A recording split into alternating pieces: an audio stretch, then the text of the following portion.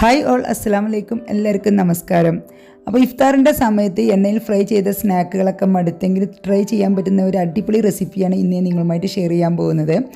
അപ്പോൾ ഇതിൽ എണ്ണയൊന്നും കൂടുതൽ ആവശ്യമില്ല. ഇത് ബ്രെഡും ചിക്കനും വെച്ചിട്ടാണ് ഈ ഒരു പോള ചെയ്തെടുക്കുന്നത്. നമുക്ക് ഉണ്ടാക്കിയെടുക്കാനും നല്ല എളുപ്പമാണ്, അതുപോലെ തന്നെ കഴിക്കാനും നല്ല ടേസ്റ്റുമാണ്, പിന്നെ ഹെൽത്തിയുമാണ് കേട്ടോ. അപ്പോൾ നിങ്ങളെല്ലാവരും ഇത് കണ്ട് നോക്കിയിട്ട് ഉണ്ടാക്കി നോക്കിയിട്ടൊക്കെ ഫീഡ്ബാക്കൊക്കെ അറിയിക്കുക. ചാനൽ ഇഷ്ടമാകുന്നുണ്ടെങ്കിൽ ഒന്ന് സബ്സ്ക്രൈബ് ചെയ്തിട്ട് സപ്പോർട്ടും ചെയ്യട്ടോ. അപ്പോൾ നമുക്ക് നേരെ വീഡിയോയിലോട്ട് പോകാം. അപ്പോൾ നമുക്ക് ആദ്യമായിട്ട് ഫില്ലിങ് റെഡിയാക്കാം. അപ്പോൾ ചിക്കൻ വെച്ചിട്ടുള്ളൊരു ഫില്ലിങ്ങാണ് ഞാനിത് റെഡിയാക്കി എടുക്കുന്നത്. അപ്പോൾ അതിന് വേണ്ടിയിട്ട് എല്ലില്ലാത്ത ചിക്കൻ ഞാനൊരു 200 ഗ്രാമോളം എടുത്തിട്ടുണ്ട് കേട്ടോ. അപ്പോൾ അതിലോട്ട് 1 ടീസ്പൂൺ കാശ്മീരി മുളക് പൊടിയും ആവശ്യത്തിനുള്ള ഉപ്പും 1/4 ടീസ്പൂൺ മഞ്ഞൾപ്പൊടി കുറച്ചിട്ട് കൊടുത്താൽ മതി, കാരണം നമുക്കത് റെഡ് കളർ വേണം. അപ്പം മഞ്ഞൾപ്പൊടി ഒരു ടേസ്റ്റിന് മാത്രം ചേർത്ത് കൊടുത്താൽ മതി. പിന്നെ അതുപോലെ തന്നെ 1/2 ടീസ്പൂൺ കുരുമുളക് പൊടിയും കൂടി ചേർത്ത് കൊടുക്കാം. കാശ്മീരി ചില്ലി പൗഡർ വലിയ എരിവ് ഉണ്ടാവില്ല, കളറേ ഉണ്ടാവുള്ളൂ. അപ്പോൾ എരിവിന് ആവശ്യമുള്ള കുരുമുളക് പൊടി തന്നെ ചേർത്ത് കൊടുക്കാം. പിന്നെ 1.5 ടീസ്പൂണോളം കോൺഫ്ലവറും അതുപോലെ തന്നെ ഒരു ചെറുനാരങ്ങയുടെ നീരും കൂടി ചേർത്ത് കൊടുത്തിട്ടുണ്ട്. ഇനി നമുക്കിതെല്ലാം കൂടി ചേർത്തിട്ട് നന്നായിട്ടൊന്ന് മിക്സ് ചെയ്തിട്ട് ടൈം ഉണ്ടെങ്കിൽ ഒരു 10 മിനിറ്റോളം റെസ്റ്റ് ചെയ്യാൻ വെക്കാം. ടൈമില്ലെങ്കിൽ എന്ത് ചെയ്യാം, നല്ലോണം കൈ വെച്ചിട്ടൊക്കെ ഒന്ന് നന്നായിട്ടൊന്ന് മിക്സ് ചെയ്തെടുത്തിട്ട് ഉടൻ തന്നെ നമുക്ക് ഫ്രൈ ചെയ്തെടുക്കാം കേട്ടോ. കുഴപ്പമൊന്നുമില്ല, മസാലയൊക്കെ പിടിച്ചിട്ടുണ്ടാവും. ഇനി ഞാനൊരു പാൻ അടുപ്പത്ത് വെച്ചിട്ടുണ്ട്.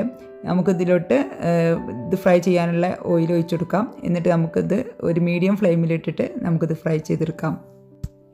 ഈ ചിക്കൻ ഫ്രൈ ചെയ്യുന്ന ഈ ഓയിൽ തന്നെയാണ് നമ്മൾ ഇതിലോട്ടുള്ള മസാല റെഡിയാക്കുന്നതും. അപ്പോൾ അതുകൊണ്ട് തന്നെ അതിന് വേണ്ടിയിട്ടുള്ള കുറച്ചൊരു ഓയിൽ ആദ്യം തന്നെ ഒഴിച്ചു കൊടുക്കുക. ഞാനൊരു 2 ടേബിൾ സ്പൂണോളം ഓയിൽ ഒഴിച്ചു കൊടുത്തിട്ടുണ്ട്. ഇനി നമുക്കിതൊരു മീഡിയം ഫ്ലെയിമിലിട്ടിട്ട് ഇതുപോലെ ഇങ്ങനെ ഫ്രൈ ചെയ്തെടുക്കാം. ഇടയ്ക്ക് ഇതുപോലെ ഒന്ന് ഇളക്കി കൊടുത്താൽ മതി. ഇപ്പോൾ നന്നായിട്ട് ഫ്രൈ ആയി വന്നിട്ടുണ്ട്. ഇനി നമുക്കിതൊന്ന് പാനിൽ നിന്ന് മാറ്റാം. ഇത് കണ്ടോ, അപ്പോൾ ഇതിൽ അത്യാവശ്യം എണ്ണ, നമ്മൾ ഒഴിച്ച എണ്ണ അതുപോലെ അളവ് തന്നെ ഇതിൽ കിടപ്പുണ്ട്.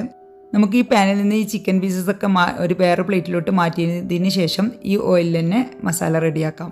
അപ്പോൾ നമുക്ക് ഫ്ലെയിം ഓഫ് ആക്കൊന്നും വേണ്ട. നമുക്ക് ഇനി നേരെ ഫ്ലെയിം സിമ്മിലോട്ട് മാറ്റിയിട്ട് നമുക്കിതിലോട്ട് ഒരു പച്ചമുളക് വട്ടത്തിൽ കട്ട് ചെയ്തതും കുറച്ച് കറിവേപ്പിലയും കൂടി ആദ്യം തന്നെ ചേർത്ത് കൊടുക്കാം.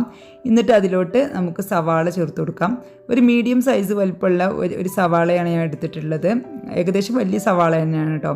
ചെറുതാണെങ്കിൽ 2 എടുത്തോളൂ കേട്ടോ, അത്രയും മതിയാവും. ഇനി നമുക്കിത് നല്ലപോലെ ഒന്ന് വഴന്ന് വരണം. സവാള സാധാരണ നമ്മളെല്ലാ ഇതിലോട്ടും ചെയ്യുന്ന പോലെ തന്നെ ഒന്ന് വഴന്ന് വന്നതിന് ശേഷം നമുക്ക് ഇതിലോട്ട് 1 ടീസ്പൂൺ ഇഞ്ചി വെളുത്തുള്ളി പേസ്റ്റ് അരച്ചത് ചേർത്ത് കൊടുക്കാം. ഒരു ടീസ്പൂൺ മതിയാവും കേട്ടോ, അതിലേറെ കൂടുതൽ വേണ്ട. അപ്പോൾ ഇഞ്ചിയുടെയും വെളുത്തുള്ളിയുടെയും ഒക്കെ പച്ചമണക്കൊന്ന് മാറി സവാള നന്നായിട്ടൊന്ന് വഴന്ന് വരണം. ഇനി നമുക്കിതിലോട്ട് മസാലപ്പൊടികളൊന്നും നമ്മൾ ആഡ് ചെയ്യുന്നില്ല, കാരണം നമ്മൾ ഈ ചിക്കനിലിട്ട ആ ഒരു മസാല ഉണ്ടല്ലോ, ആ ഒരു എണ്ണയിലുള്ള അത് തന്നെ മതിയാവും. പിന്നെ നമ്മൾ എരിവിന് ഒരു പച്ചമുളക് ഇതിലോട്ട് ചേർത്ത് കൊടുത്തിട്ടുണ്ട്. പിന്നെ നമുക്ക് ആവശ്യത്തിനുള്ള ഉപ്പാണ് ചേർത്ത് കൊടുക്കേണ്ടത്. ഉപ്പ് ഞാൻ ഇപ്പോൾ ചേർക്കുന്നില്ല. ഇപ്പം ഞാൻ ഇതിലോട്ട് ചേർത്ത് കൊടുത്തത് തക്കാളിയാണ്. തക്കാളി നീളത്തിൽ ചെറുതായിട്ട് കട്ട് ചെയ്തിട്ട് ചേർത്ത് കൊടുത്തിട്ടുണ്ട്. അതുപോലെ തന്നെ ഒരു ക്യാരറ്റ് ഗ്രേറ്റ് ചെയ്തതും കൂടി ചേർത്ത് കൊടുത്തിട്ടുണ്ട്. ഇനി നിങ്ങളുടെ കയ്യിൽ ക്യാപ്സിക്കമോ അല്ലെങ്കിൽ frozen green piezo frozen sweet corn ഉണ്ടല്ലോ, അതൊക്കെ ഉണ്ടെങ്കിൽ ചേർത്ത് കൊടുക്കാം. അതുപോലെ കേബേജോ ബീൻസോ ഒക്കെ ഉണ്ടെങ്കിൽ അതൊക്കെ ചേർത്ത് കൊടുക്കുക. ഒക്കെ നിങ്ങളുടെ ഇഷ്ടത്തിനനുസരിച്ച് ചേർത്ത് കൊടുക്കട്ടെ. ഏത് പച്ചക്കറി വേണമെങ്കിലും അതുപോലുള്ളത് ചേർത്ത് കൊടുക്കട്ടോ. ഇനി നമുക്കിതിലോട്ട് ഒരു ഇത് തയ്യാറാക്കണം. നമുക്ക് ബ്രെഡ് മുക്കിയിട്ട് പോള തയ്യാറാക്കണമല്ലോ, അതിന് വേണ്ടിയിട്ട് അതിന് ഞാൻ 3 മുട്ട എടുത്തിട്ടുണ്ട്. ഇതിലോട്ട് ഒരു 1/4 ടീസ്പൂൺ കുരുമുളക് പൊടിയും 1/4 ടീസ്പൂൺ ഉപ്പും അതുപോലെ തന്നെ 1/2 കപ്പ് പാലും കൂടി ഒഴിച്ചിട്ടുണ്ട്. ഇനി നമുക്കിത് നന്നായിട്ടൊന്ന് മിക്സ് ചെയ്തിട്ട് വെക്കാം. ഇതിൽ ഡിപ്പ് ചെയ്തിട്ടാണ് നമ്മൾ ബ്രെഡ് വെക്കുന്നത്. അപ്പോൾ അപ്പോഴേക്കും നമ്മുടെ ഈ വെജിറ്റബിൾസൊക്കെ നല്ലപോലെ വെന്ത് വന്നിട്ടുണ്ട്. ക്യാരറ്റും തക്കാളിയൊക്കെ നല്ലപോലെ ഉടഞ്ഞ് വന്നിട്ടുണ്ട് കേട്ടോ.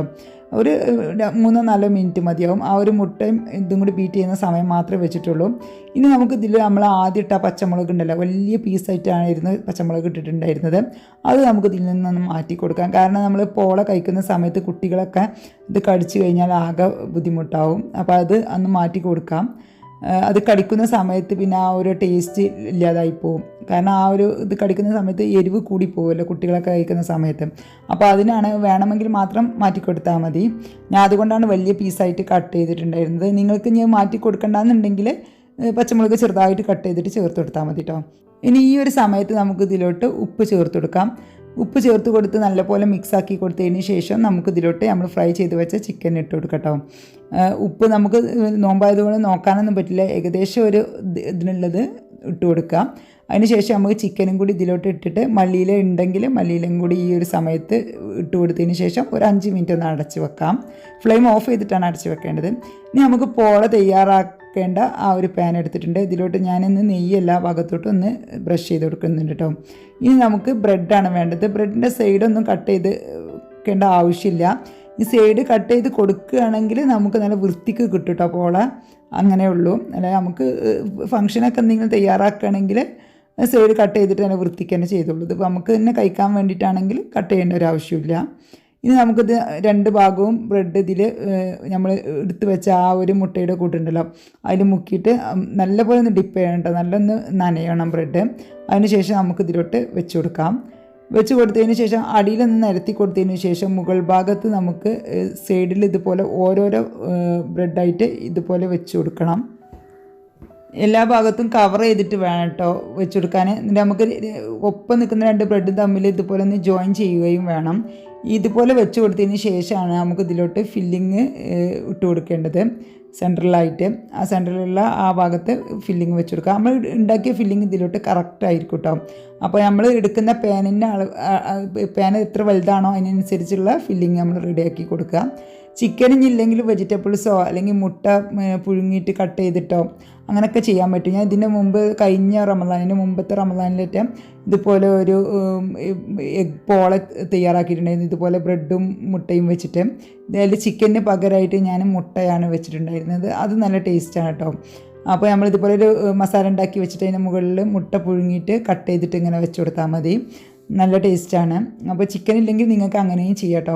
ഇത് ചിക്കൻ ഉണ്ടെങ്കിൽ ഇങ്ങനെ തന്നെ തയ്യാറാക്കി നോക്കുക. കുട്ടികൾക്കൊക്കെ നല്ല ഇഷ്ടമാവും. ഇനി നമുക്കെല്ലാം ഫില്ലിങ് റെഡിയാക്കിയതിന് ശേഷം ഒന്ന് ജസ്റ്റ് ഒരു സ്പൂൺ വെച്ചിട്ട് ഒന്ന് പ്രസ് ചെയ്ത് കൊടുത്തതിന് ശേഷം നമ്മൾ ഈ മുകളിലോട്ടുള്ള ഈ വെച്ച ഇതുണ്ടല്ലോ അതങ്ങോട്ട് മടക്കിയിട്ട് വെച്ച് കൊടുക്കുക. ഇപ്പോൾ നമ്മൾ വീഡിയോയിൽ കാണുന്ന പോലെ ഇങ്ങനെ പോളൻ്റെ ടൈപ്പിൽ ഇങ്ങനെ പോലെ വെച്ച് കൊടുത്താൽ മതി. ഇനി സെൻറ്ററിൽ മാത്രം ഒരു ഭാഗം മാത്രമേ ബാക്കിയുള്ളൂ. ആ ഒരു ഭാഗത്ത് ഒരു ബ്രെഡും കൂടി ഇതുപോലെ ഡിപ്പ് ചെയ്തിട്ട് പിന്നെ ഇതിൽ നമ്മളെ മുട്ടക്കുട്ടിലും ഡിപ്പ് ചെയ്തിട്ട് വെച്ച് കൊടുത്താൽ കറക്റ്റ് ആയിരിക്കും കേട്ടോ. അപ്പോൾ നമുക്ക് ഏകദേശം ഒരു 1/2 പാക്കറ്റ് ബ്രെഡാണ് ഇതിന് വേണ്ടി വന്നിട്ടുള്ളത്. ഏകദേശം ഒരു 8-10 സ്ലൈസ് ബ്രെഡോളം ആവശ്യം വന്നിട്ടുണ്ട് കേട്ടോ. ഇനി നമുക്ക് ബാക്കിയുള്ള ആ ഒരു ഇതുണ്ടല്ലോ ആ ബാറ്റർ നമ്മൾ തയ്യാറാക്കി വെച്ചാൽ അത് നമുക്ക് ഇതിൻ്റെ മുകളിലോട്ട് ഒഴിച്ചു കൊടുക്കാം. ആ മുട്ടയും പാലും ഉള്ള മിക്സ് അതിലോട്ട് ഒഴിച്ചു കൊടുക്കാം. കാരണം കുറച്ച് ഇതുപോലെ ബാക്കി വേണം കേട്ടോ. എന്നാലേ നമുക്ക് ഇതിൻ്റെ സൈഡിലായിട്ട് എല്ലാ ഭാഗത്തോട്ടും എത്തുള്ളൂ. പിന്നെ നല്ല ടേസ്റ്റും ഉണ്ടാവുള്ളൂ. ഇതിപ്പോൾ കൂടുതൽ എണ്ണയൊന്നും ചേർക്കാത്ത നല്ല ഒരു ഇഫ്താർ സ്നാക്കാണ്. ഇതുപോലെ പോള ഉണ്ടാക്കി കഴിക്കുകയാണെങ്കിൽ അതാണ് ഇഫ്താറിൻ്റെ സമയത്ത് കൂടുതൽ ഹെൽത്തി ആയിട്ടുള്ളത് കേട്ടോ. കാരണം നമ്മൾ കട്ലറ്റ് ആയാലും സമൂസ ആയാലും ഒക്കെ നമ്മൾ എണ്ണയിൽ ഫ്രൈ ചെയ്തിട്ടാണ് കഴിക്കുന്നത്. ഇതാവുമ്പോൾ നമ്മൾ ആ ഒരു മസാല തയ്യാറാക്കാനുള്ള ആ ഒരു ഓയിൽ മാത്രമേ ഇതിലോട്ട് ചേർത്തിട്ടുള്ളൂ. വേറെ ഒരു ഓയിലിൻ്റെ ഒരു ഇതൊന്നുമില്ല. പിന്നെ മാത്രമല്ല പിന്നെ ബ്രെഡും പാലും മുട്ടയും ഒക്കെയാണ് നമ്മൾ ഇതിലോട്ട് എടുത്തിട്ടുള്ളത്. പിന്നെ നമുക്ക് ധാരാളമായിട്ട് പച്ചക്കറികളും ആഡ് ചെയ്യാൻ പറ്റും ഈ ഒരു ഫില്ലിങ്ങിൽ. അപ്പോൾ അങ്ങനെ നോക്കുമ്പോൾ നമുക്ക് ഹെൽത്തി ആയിട്ടുള്ളൊരു സ്നാക്കാണ്. വെജിറ്റബിൾസൊക്കെ കഴിക്കാൻ മടിയുള്ള കുട്ടികൾക്കൊക്കെ നമുക്ക് കൊടുക്കാൻ പറ്റുന്ന നല്ലൊരു ഹെൽത്തി പോളയാണ് കേട്ടോ ഇത്. ഇനി നമുക്കിതൊരു പാന് ഞാനിവിടെ അടുപ്പത്ത് വെച്ച് ചൂടാക്കി വെച്ചിട്ടുണ്ട്.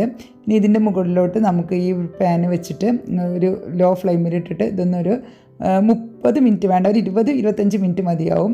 20 മിനിറ്റ് കഴിഞ്ഞിട്ട് തന്നെ നിങ്ങൾക്കൊന്ന് പിന്നെ നോക്കാം ഇത് വെന്തിട്ടുണ്ടോ എന്നുള്ളത്.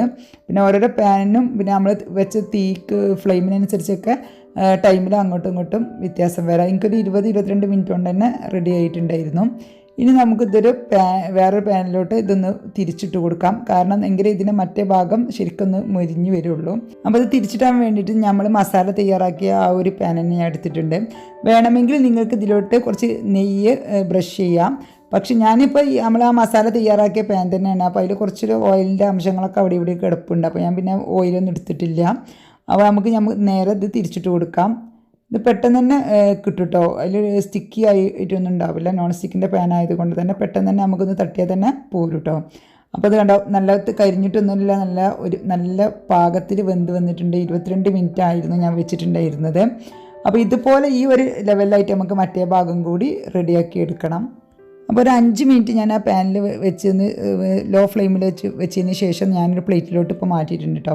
ഇനി നമുക്കിതൊന്ന് കട്ട് ചെയ്ത് നോക്കാം. ചൂട് ശരിക്കും അങ്ങോട്ട് പോയിട്ടില്ല കേട്ടോ. എന്നാലും നമുക്ക് കട്ട് ചെയ്ത് വെക്കാം. കട്ട് ചെയ്ത് കാണിച്ചു തരാം. അപ്പോൾ ഇതുപോലെ ആയിരിക്കും ഉണ്ടാവുക. നമുക്കിത് കഴിക്കുന്ന സമയത്ത് നല്ലൊരു ടേസ്റ്റാണ്. ഈ ഒരു മസാലയും ഈ ഒരു ബ്രെഡിൻ്റെ ആ ഒരു മുട്ടയുടെയും പാലിൻ്റെയൊക്കെ ഒരു ടേസ്റ്റ് ആ ബ്രെഡിലൂടെ വന്നുമ്പോൾ നല്ലൊരു ടേസ്റ്റാണ്, നെയ്യും കൂടിയൊക്കെ ആകുമ്പോൾ.